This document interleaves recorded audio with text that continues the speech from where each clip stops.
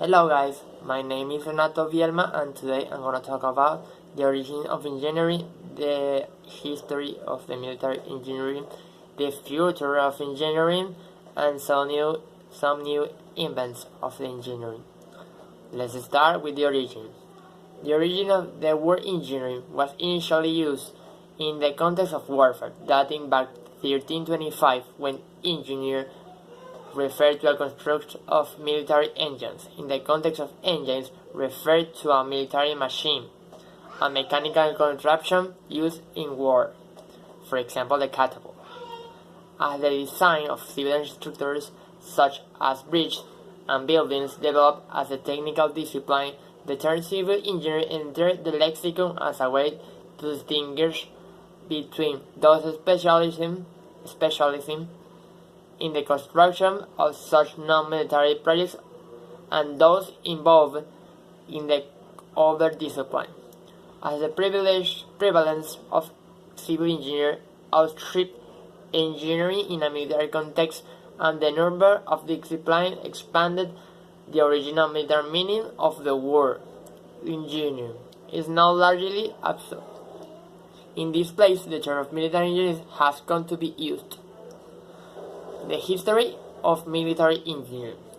The first civilization to have a dedicated force of military engineers specialists were the Romans, whose army contained a dedicated corps of military engineers, known as architects. This group was preeminent among its contemporaries. The scale of certain military engineering feats such as a construction of a double wall of a fortification of 30 miles or 48 kilometers long in just 6 weeks to completely encircle the besieged city of Alesia in 52 before Christ's age is an example.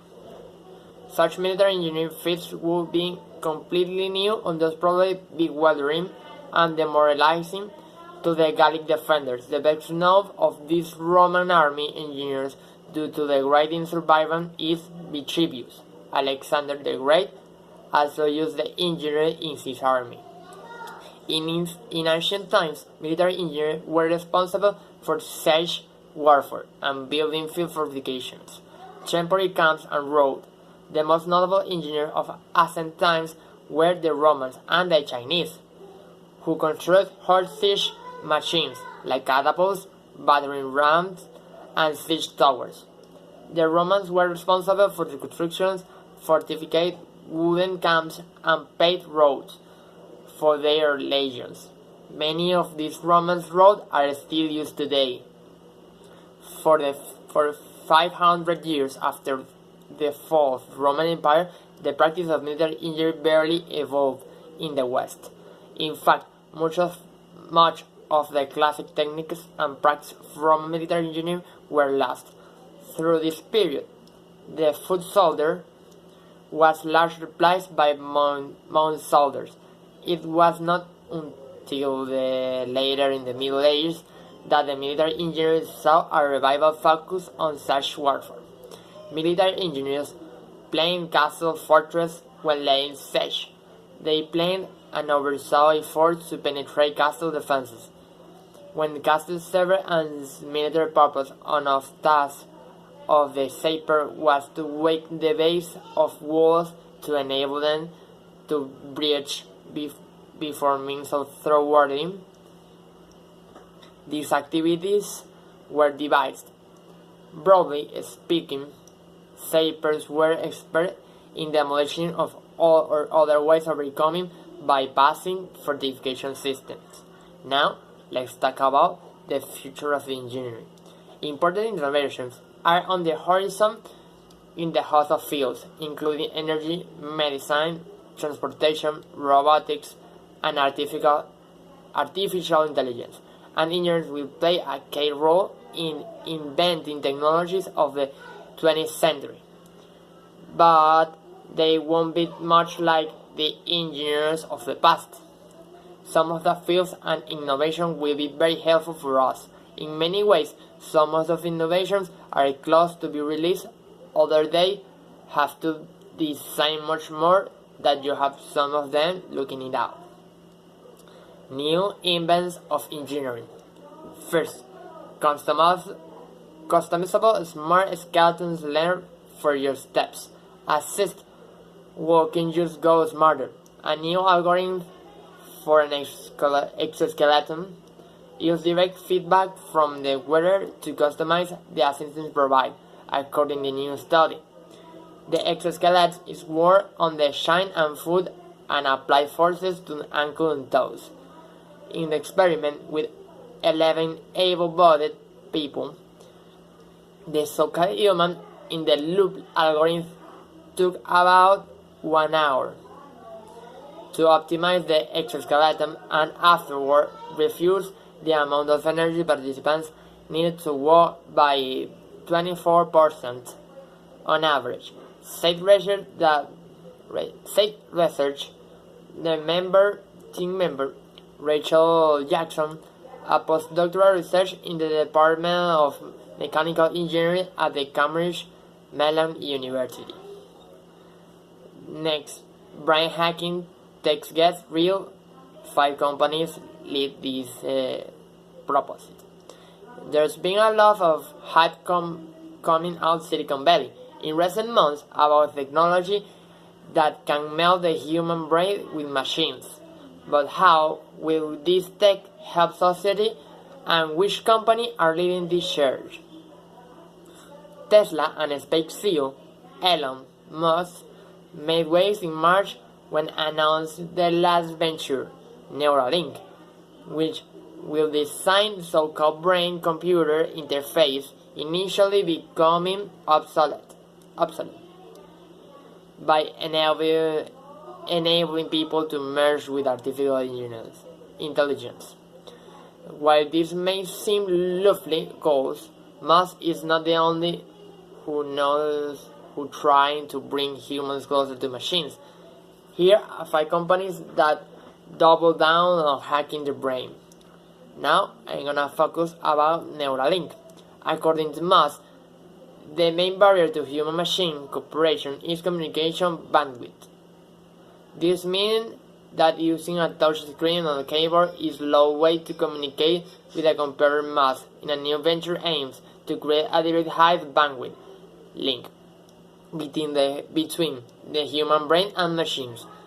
What that system will actually look like is not entirely clear, but words like neural lands and neural dust have been bandied about, but all that has really been revealed is a business model. Neuralink has been registered in a medical research company, and Musk said the firm will produce a product to help people with severe brain injuries with 4 years.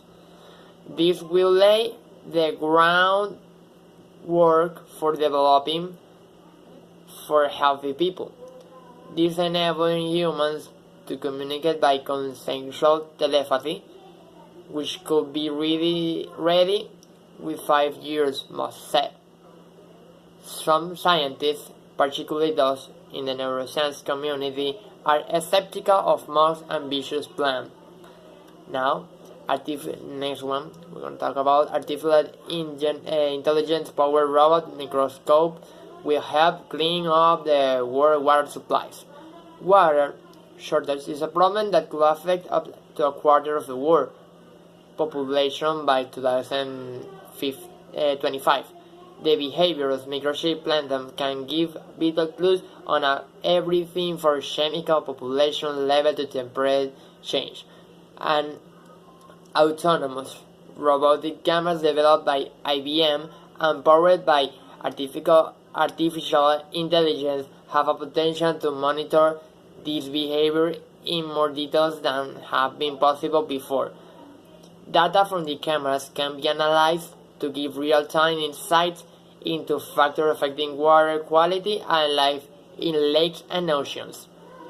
Ahead of today's release, Vice President and Lab Director at IBM Research told us So with the Internet of Things, we talk about putting sensors everywhere, and this is an example of just how far can we take this, and we combine it with artificial intelligence.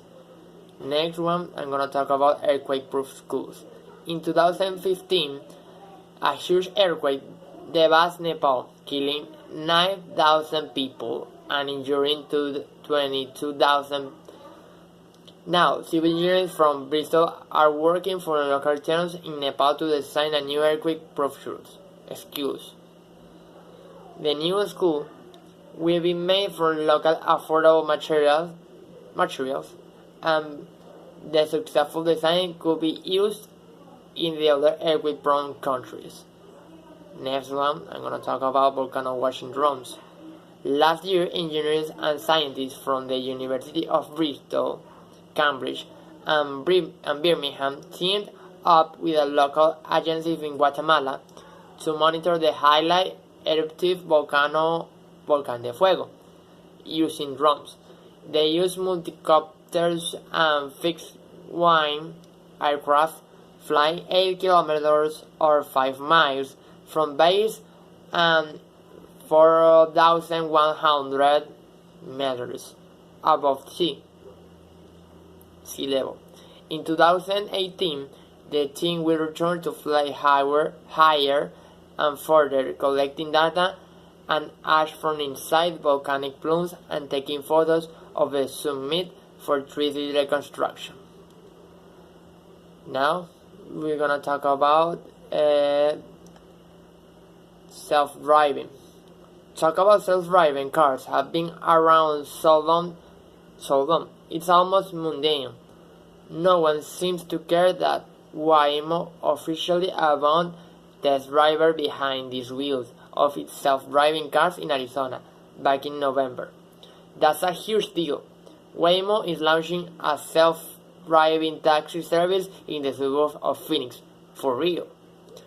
The promise of self-driving cars means more efficient commutes, more free time, fewer traffic accidents, big leaps in artificial intelligence, and all sorts of game-changing advancement. As a for getting these things out to the public goes, Tesla insists that its autopilot feature that offers limited self-driving capabilities will be ready to drive itself in California to New York very soon. That means that Tesla owners will already have a self-driving car because the company used to push out a software update. Well, that's all my presentation. I hope you like this, you enjoyed this. Thank you.